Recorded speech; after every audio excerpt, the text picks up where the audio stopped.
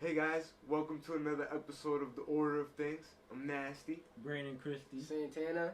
Today we're going to be talking about sort of continuing on our Marvel Now events. We'll talk about the X-Men and what they've been going on with, especially in the aftermath of AVX. This event is the trial of Jean Grey, so we'll have to explain a little bit about where Jean Grey's even coming from. But it's also guest starring the Guardians of the Galaxy. You might have heard of them. They were in a movie. Yeah. They were in Infinity War. Pretty cool. But just to give some background of this, this is coming off the heels of AVX, where we know that Cyclops kind of went a little crazy, went a little overboard. He ended up killing Professor X, and he got locked up for his crimes while being the Phoenix. Bugging out. Right. At that point, a lot of the X-Men are still just shaken over the whole ordeal. And Beast overhears Iceman saying,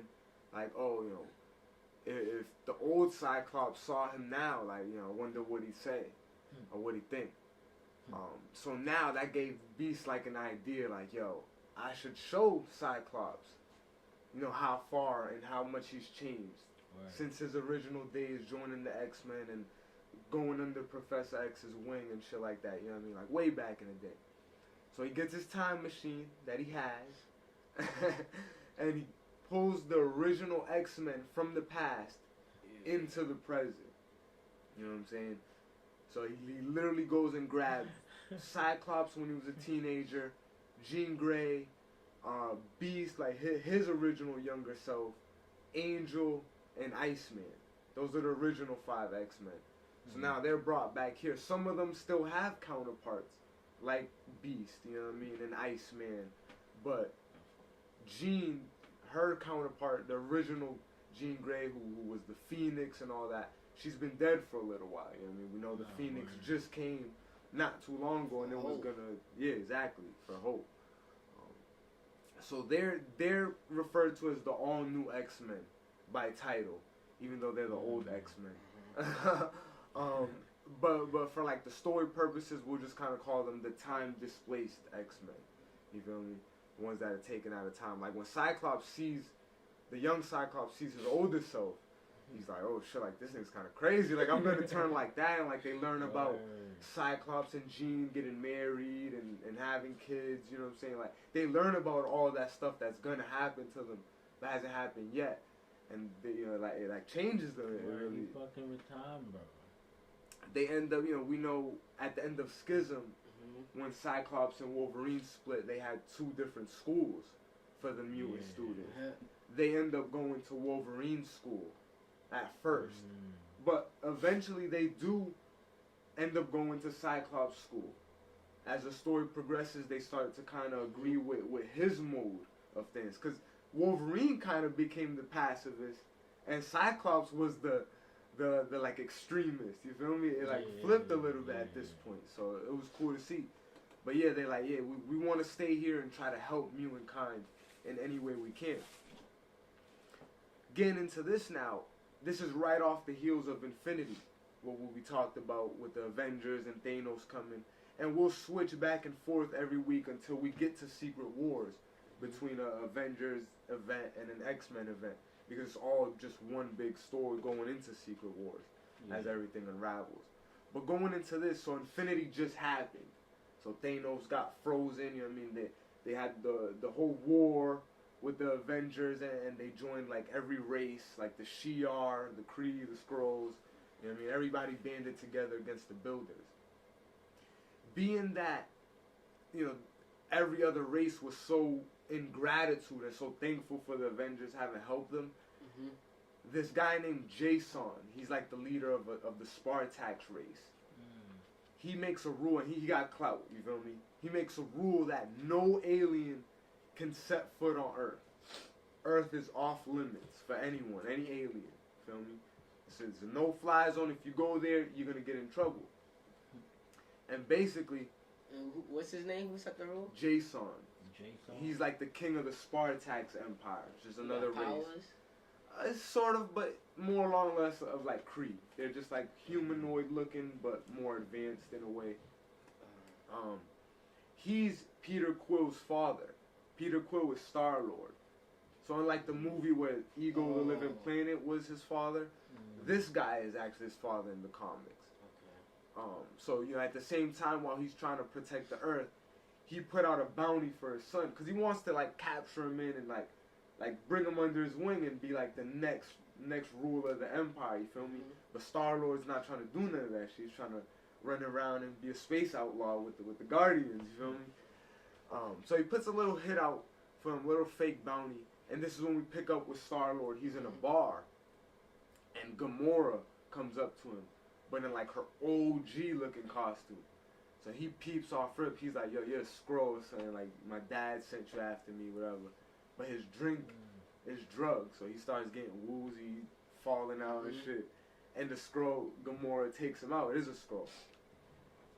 We pick up right there that the real Gamora and Angela. So Angela's that woman we talked about at the end of Age of Ultron. She just got brought into this universe somehow. She was originally a Spawn character. She ends up joining the Guardians of the Galaxy in their comic. So she's with them. She's with Gamora. They see Star-Lord getting dragged by another Gamora. Gamora's like, what the fuck? Like, this dude, like really? She goes, just fucking beheads the Skrull with her sword. Like, and this is why Gamora's dope and why I like her, because she's savage. You know what I mean? Like, most deadly woman in the galaxy. So, right, yeah, but She-Hulk, you know, kind of operates more on Earth, you know what I mean? But they kind of save Star-Lord, whatever, go back into their ship, meet back up with Drax and Rocket Raccoon and Groot, you know what I'm saying? They're all just chilling in their spaceship, and they get a signal from the Shiar Empire. Basically, Rocket Raccoon rigged his shit that he can listen in on all their signals they send out. You know what I mean? And the Shiar Empire is having a meeting right now with a lot of the Galactic Council, like the Kree and everybody else. They're like, listen, and Jason of the Spartax, now listen, we know you said no one can go to Earth. We know you made that a rule, and we respect that, you feel me? But it has been brought to my attention, like the leader of the Shiar, his name's Gladiator. He's got like a mohawk, you'll see him. He's like, it's been brought to my attention that Jean Grey is alive and she's on Earth. You know what I'm saying? And he's like, you know, I don't have to say who Jean Grey is. We know that's the Phoenix. And back in the Phoenix saga, she destroyed a lot of planets just in her rampage. She obliterated whole stars and whole solar systems, you know what I'm saying? Killed a lot of people, including a lot of the Shi'ar. So he has a grudge, you feel me? And he's telling them, listen, like, let me go to Earth. I want to take her and put her on trial. And hold this big court, grandiose event, and put her on trial. And everyone is just like, nigga. First of all, it's not her. You know what I'm saying? Like, they brought her from the past. So, she hasn't done the shit yet. One. Two, the shit already happened. It still already happened, you feel me? Because we're in the present. So just because she got brought here and she didn't do it yet, it's still no correlation, you feel me? Like, it's just the like logical thing they're saying. And he's like, I didn't come to ask permission. I came to tell y'all that I was going to do that, and if you try to stop me, it's going to be war with the Shi'ar Empire. You know what I mean? And everybody... But that nigga's stupid. Yeah, he's forcing it. He's forcing it. Because, bro, Jean Grey already died, like the president. The one that did that. Did all that. She already died, so like, what else can you do?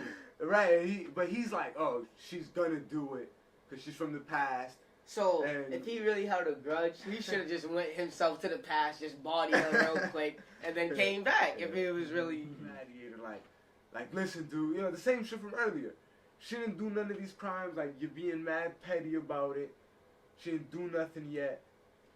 If you really want to do something about it, why don't you go and try to rebuild all your races that are scattered throughout the Earth, you know what I mean? Or throughout the galaxy, instead of, like, trying to point the blame on one person.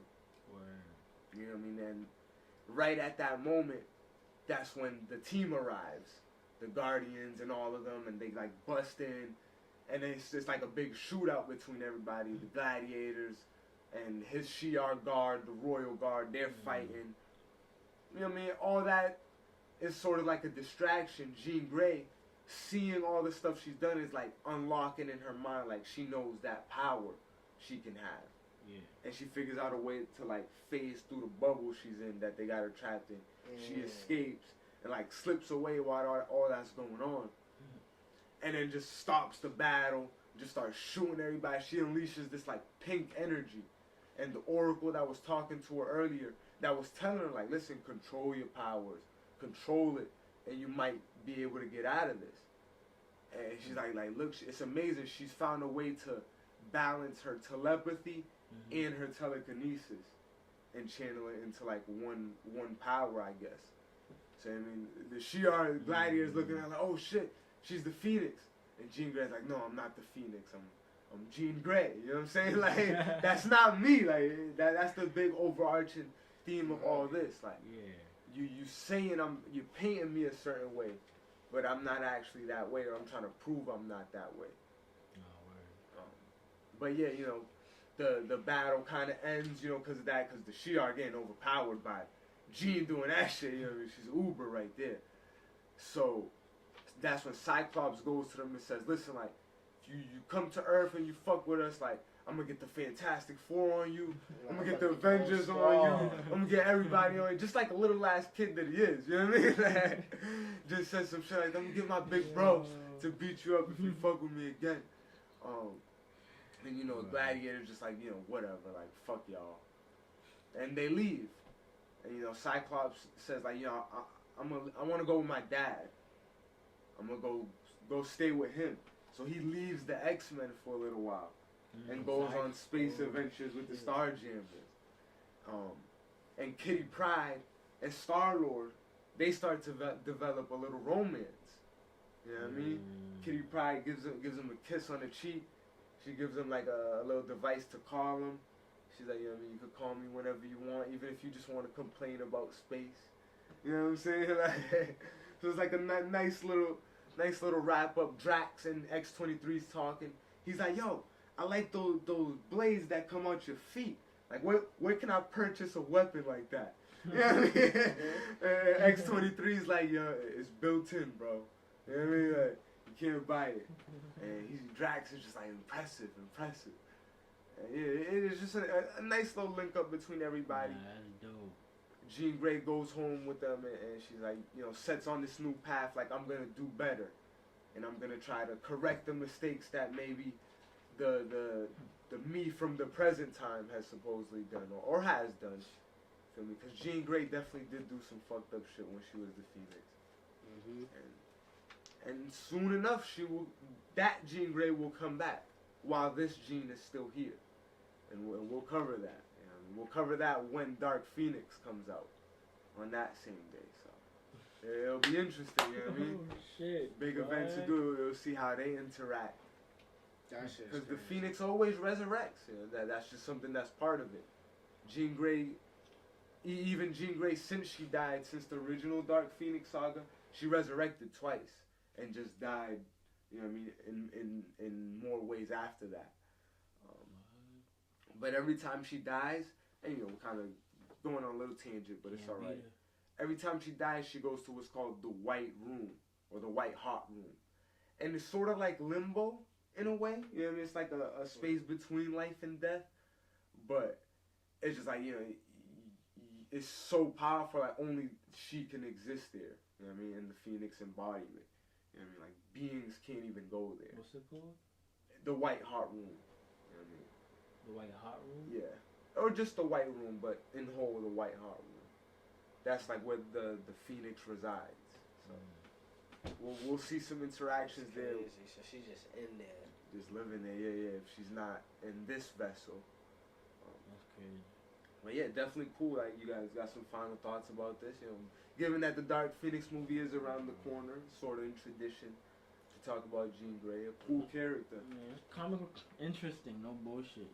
Like, I like how they did that with, you know, with trying to make Jean Grey change, you know. And Yeah. Cyclops going with Falls, like it's different. It's I mean, it's a little cliche, yeah. like you expect it, but there's little twist in there at the Mhm. end. You feel me? Like I give it an 8. Feel me? It's sort of Nah, like yeah, I thrown give it an away, 8. but it's a nice story. Yeah, it's a nice You know story, you know what I mean? I say it had its interesting moments and parts. I'll probably say like a 7.5. I like the interactions between certain characters. You know what I mean? Like Star-Lord's talking to like the young X-Men. He's like, y'all like some kids. Like what I heard of X-Men is like, you know, Wolverine and Cyclops and like y'all some kids. Like what the fuck's going on? And same thing with Rocket. But yeah, it's just cool to see those two. You wouldn't expect those teams to come together. You know what I mean? Guardians and Word. X-Men. But Yeah, I like that. That was a good collaboration, you know what I mean? I'm curious to see how Jean Grey, young Jean Grey, face off against her older self. yeah, like That's gonna be some shit. when it came out, when they did the whole like post Avengers versus X-Men and they brought the time displaced X-Men and Beast did that, I wasn't really feeling it. You know what I mean? But this story did kind of make me like it. Like I like the Jean Grey. I like the way they was doing her character and shit. The art is really good too. You know what I mean? I think it's drawn by Stuart Immonen. Bendis is the writer. Bendis is our guy. He writes all the stories. He wrote Disassembled, House of M, Secret Invasion. He writes all them. That nigga main doing his stuff, thing, you know what I mean? Not like in present day, he's in DC. He just left when he's writing Superman. You gotta help them out. But yeah, make sure you check out our last video, Infinity, because this is kind of the heels of that. We'll talk about Original Sin and some of the wrap up of Cap getting his mind wiped, stuff like that. You know what I mean? That's some crazy shit. Yeah, the road to Secret Wars continues, and there's a lot of stuff that happens along the way. The death of Wolverine and Spider-Verse, and that's just naming 2. But Secret Wars is going to be the big one, and that comes out on April 26th. Avengers Endgame, same day, so you got to check that out too, alright guys? Hit us up in the comments, alright?